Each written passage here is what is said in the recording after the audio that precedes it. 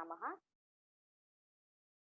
शब्दानां धातुरूपाणां च पुनरावर्तनं प्रतिदिनम् एकं शब्दं वा अस्माभिः पठनीयमेव। तथैव श्लोकानाम् अभ्यासः। अत्र श्लोकाः न केवलम् अद्य पाठिताः परन्तु कण्ठपाठार्थं ये श्लोकाः सन्ति सर्वेपि श्लोकाः अभ्यसनीयाः। एवमेव पठनाभ्यासं कुर्मः।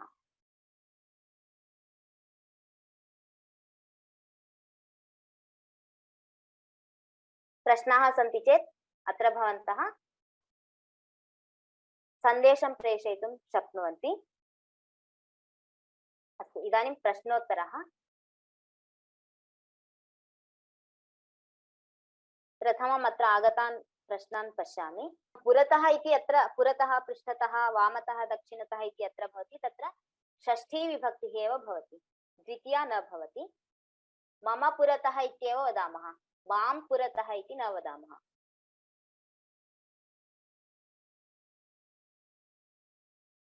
अस्तु, अत्र कः आरभत? प्रायः अत्र प्रश्नः अस्ति इति मन्ये।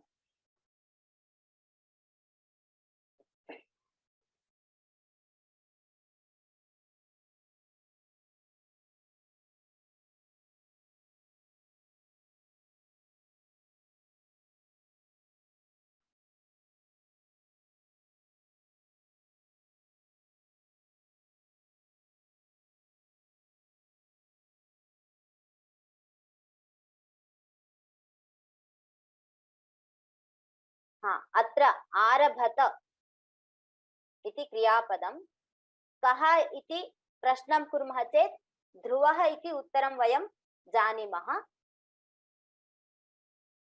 अतः अत्र कर्तृपदं नास्ति इति कारणतः कर्ता न निर्दिष्टः। किम् आरभत इत्येव प्रश्नः भवति। अतः तपः आरभत इति कर्मपदं, कर्तृपदं न भवति तपः इति।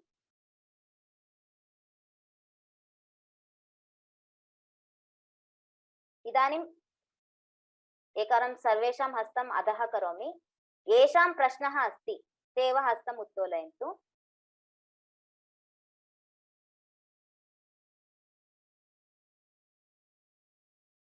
उषा भगिनी, कः प्रश्नः? महोदय, भवती उक्तवती वामतः, दक्षिणतः, पुरतः, पृष्ठतः सर्वे षष्ठी प्रयोगं करणीयम् इति। उपरि अधः च अपि षष्ठी एव किल? आमां, सत्यं सत्यं। धन्यवादः। धन्यवादः। प्रवीण महोदय। This अमरकोशः पुं भूम्नि इति शब्दस्य व्युत्पत्ति न स्पष्टम्। तत्र व्युत्पत्तिः इत्यपेक्षया कथं तत्र अन्वयः करणीयः इति वदामि। भूमन् इति कश्चन शब्दः अस्ति। भूमन् इत्यस्य बहु इति अर्थः कश्चन अस्ति। अतः भूम्नि इत्यनेन सप्तमी विभक्तिः भवति। इदानीं बहु इति स्वीकुर्मः चेत् पुम् इत्यनेन पुल्लिङ्गः, भूम्नि इत्यनेन बहुवचने इति अन्वयः भवति। अत्र कुत्र पुं भूम्नि इत्यस्य अन्वयः इति चेत् दाराः इति शब्दस्य, दाराः इति शब्दः पुल्लिङ्गे बहुवचने इति। पुं भूम्नि इति अर्थः? What is the meaning of that? What is the meaning of that? पुल्लिङ्गे बहुवचनम्। नहीं, पुं भूम्नि अर्थः, meaning is not clear. तत्र तत् पुम् इत्यनेन पुल्लिङ्गः, भूम्नि इत्यनेन बहुवचने इति एव, इति एतावदेव अर्थः अत्र। इसका मीनिंग क्या है? What is the meaning? यही है, पुम से पुल्लिंग, भूम्नि इससे बहुवचने, इतना ही अर्थ है।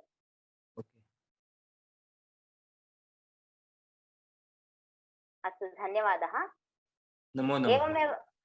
एवमेव तत्र पङ्क्तिः अस्ति आपस्त्री भूम्नि वार्वारि इति कश्चन पङ्क्तिः, काचित् पङ्क्तिः।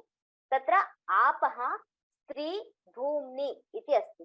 आपः इति स्त्रीलिङ्गशब्दः सर्वदा बहुवचने एव भवति इति।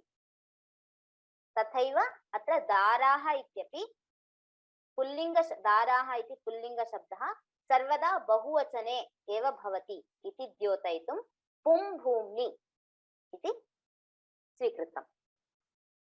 अग्रे प्रकाश मोहिनी भगिनी।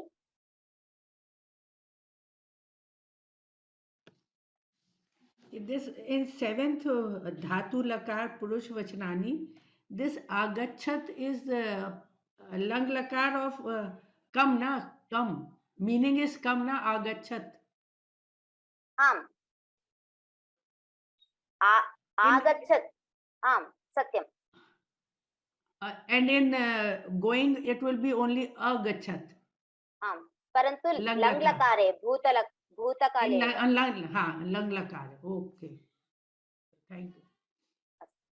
आगच्छत् इत्यत्र आ इति उपसर्गः अस्ति। धातुः समानः। So this is come. Come. Okay. धन्यवादः भगिनी। धन्यवाद। प्रणय मिश्रा महोदय। Mahodaya, in the same one, Syuta, the Pum Bhumni, there is a word called Syuta. स्यातु इति अस्ति।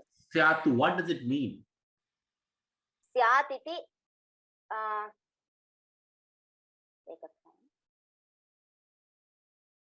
Yeah, Syat. Sorry. दाराः पुं भूम्नि स्यात् एवम् अन्वयः।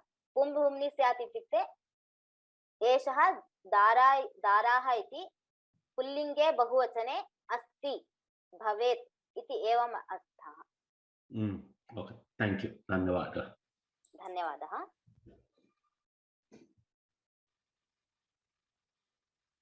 अग्रे राजारामन् महोदय। महोदय श्रूयते वा? अस्तु, सन्ध्या भगिनी। हरि ओम भगिनी। हरि ओम। भवती विवृणोति तत्र कर्मपद क्रियापद कर्तृपद तस्मिन् स्लैड् मध्ये तुमन्नन्त पदानि ल्यबन्त पदानि अपि भवति चेत् कथं क्रियापदं स्वीकरणीयं, तस्य कथं प्रश्नां कृत्वा कर्मपदं करणीयम् इति उक्तवती खलु, तत् अन्येकवारं वदतु भगिनि। आम् अस्तु, इदानीम् अत्र द्वितीयं वाक्यं स्वीकरोमि भगिनि। तत्र क्रियापदं किम् अस्ति? अहं सारी गच्छामि। एकक्षणं। गच्छामि।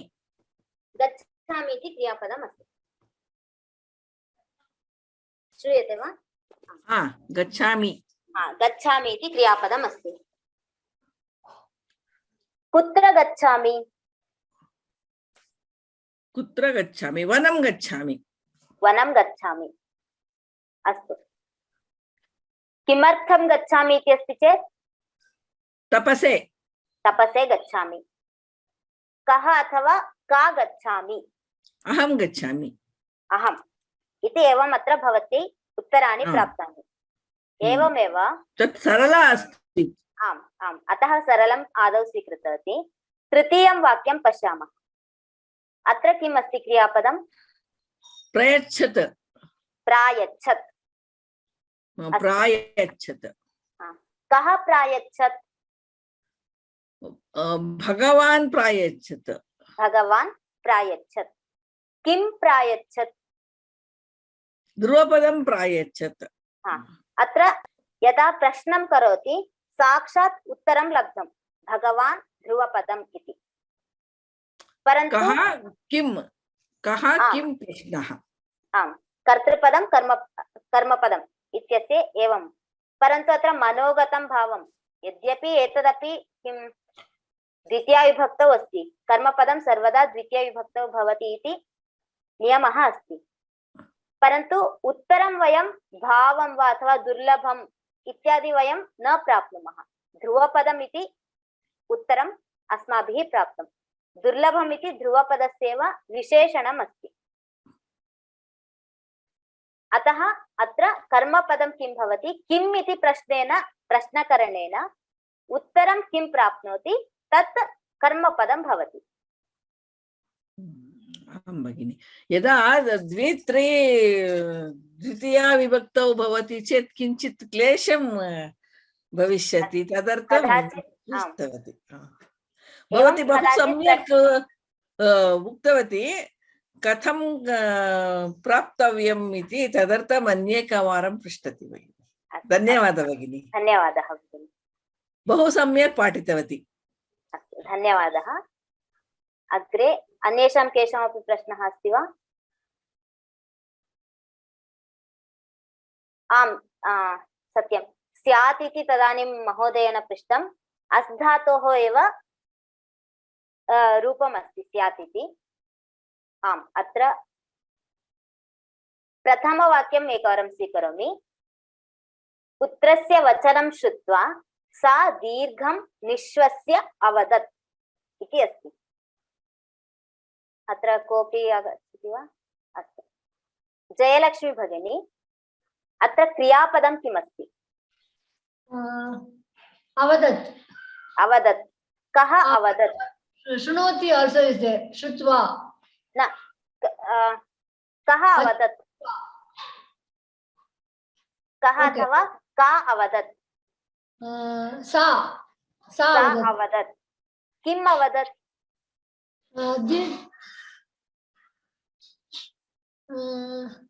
दीर्घं विश्वस्य अत्र विश्वासमा निश्वस्य इति अस्ति, परन्तु किम् अवदत् इत्यनेन साक्षात् उत्तरम् अस्माभिः प्राप्तं वा? न प्राप्तं। तत्र पूर्वं किञ्चित् वाक्यम् आसीत् पाठे, ततः तत् वचनं श्रुत्वा इति एवं भवति। अतः अत्र प्रथमवाक्ये कर्मपदम् अस्माभिः साक्षात् न शक्यते। किमर्थम् इति वदामि। पुत्रस्य वचनं शृणोति, तत् वचनं श्रुत्वा सा दीर्घं निश्वसति,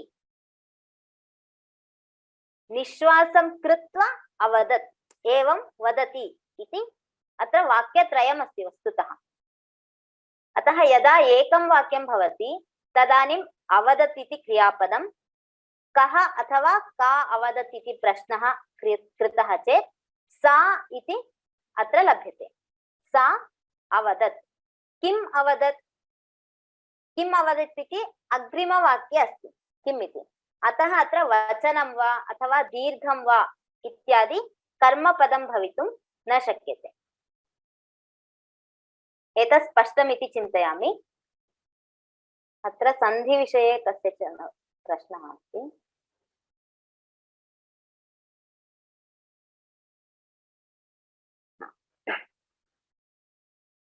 तत्र पञ्चवर्षीयः इत्यत्र परसवर्णः इति मया उक्तम्। एवमेव अंकितः, कङ्कणम्, अङ्कः, अत्र सर्वत्र परसवर्णः भवति। तत् एतावदेव ज्ञानं भवतु।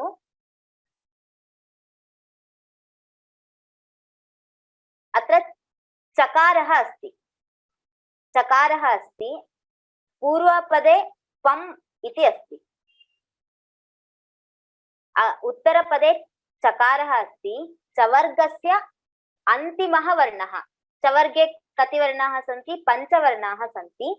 च, छ, ज, झ, ञ इति अन्तिमवर्णः, सः एव अत्र दृश्यते उपरि। एषः ञ। यदा परसवर्णः भवति तदानीम् अत्र अनुस्वारः न लिख्यते, परन्तु चवर्गस्य अन्तिमवर्णः ञकारः अर्धः, अनन्तरं चकारः लिख्यते। अत्र अन्तम् इत्यत्रापि तवर्गस्य अन्तिमवर्णः नकारः, नकारम् अर्धं लिखित्वा तकारं पूर्णं लिखामः। एतत् इतोपि विस्तरेण अग्रे पठामः। इदानीम् अस्य विषये बहु चर्चा मास्तु इति चिन्तयामि। शान्ता भगिनी। हरि ओं भगिनी। हरि ओं।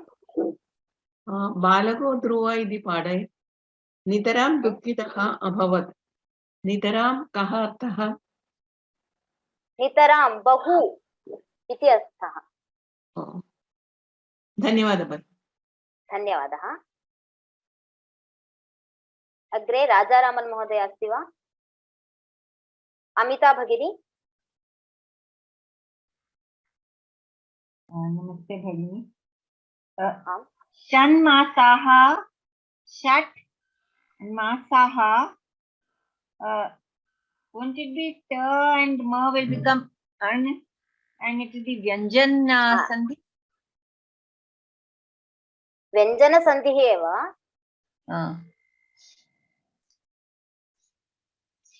परन्तु व्यञ्जनसन्धिः एव। तत्र व्यञ्जनसन्धिषु अपि विभागाः भवन्ति। ष्टुत्वसन्धिः, जस्त्वसन्धिः, ष्टुत्वसन्धिः इत्यादि। तत्र कश्चन अनुनासिकः इति कश्चन सन्धिः अस्ति।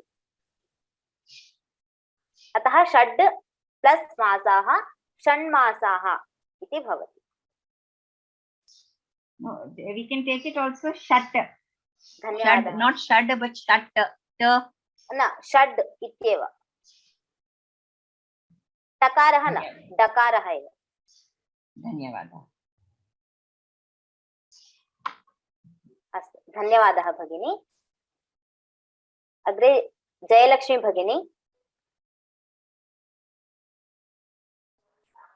ध्रुवस्तदा, ध्रुवः तदा सकार सत्वं भवति। किं? ध्रुवः तदा becomes विसर्गं becomes sakara there. So ध्रुवस्तदा। ध्रुवस्तदा, आम् सत्यं। सकारादेशः भवति विसर्गसन्धौ। विसर्गसन्धौ अपि विभागाः सन्ति। तत्र सन्धिः भवति। हरि ओम्। तपसे का विभक्ति? तपसे चतुर्थी विभक्तिः। प्रथमा विभक्ति तपसः वा? तपः। तपः। सकारान्तशब्दः। तपः तपः तपसि तपांसि। तपः तपसि तपांसि। धन्यवादः। धन्यवादः। धन्यवादः। प्रवीण महोदय।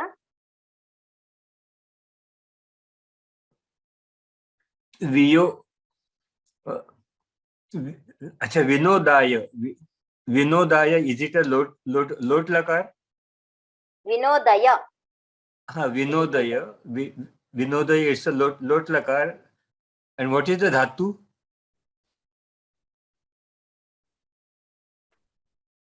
Which is the dhatu in that? Vinodaya. अस्तु, वदामि। वि इति उपसर्गः भवति अत्र।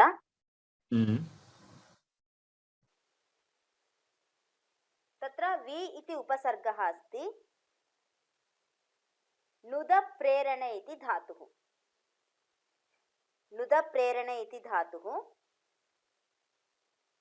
निजन्ते लोट्लकारः, मध्यमपुरुषः एकवचनं, विनोदय इति भवति। धन्यवादः महोदय।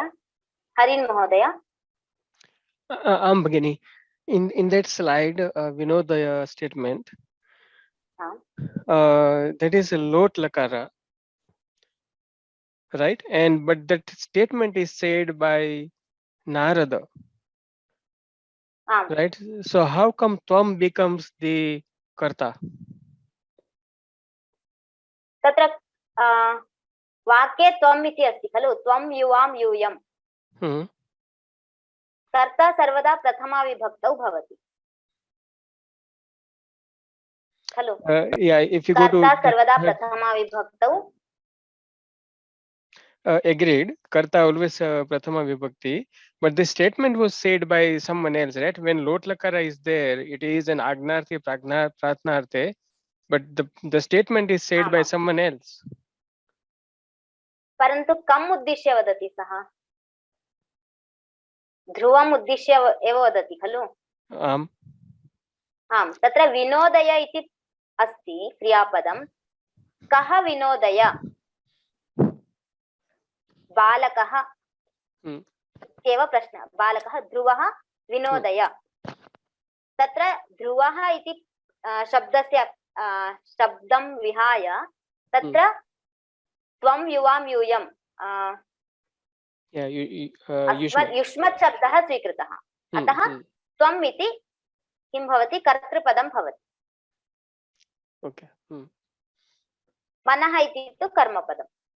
राइट ओके धन्यवादः। धन्यवादः भगिनी। अग्रे प्रकाश मोहिनी भगिनी, अन्तिमः प्रश्नः। In this Sandhi Panchvarshya, what is the meaning of pa in that?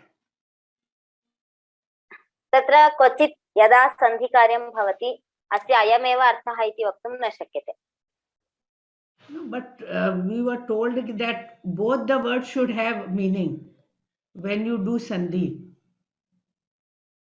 So, साक्षात् पम् इत्यस्य तु यथा प फ प प पि पि इत्येवं स्वीकुर्मः तथा पम् इति वयं विभागं कर्तुं शक्नुमः। no meaning in that. तत्र सन्धिं नास्ति। सन्धिं दर्शयितुं तथा विभागः क्रियते। अच्छा, संधिं दर्शाते only. Okay. अस्तु, धन्यवादाः। अस्तु, तर्हि समापयामः। सम्यक् अभ्यासं कुर्वन्तु। पुनर्मिलामः। धन्यवादाः।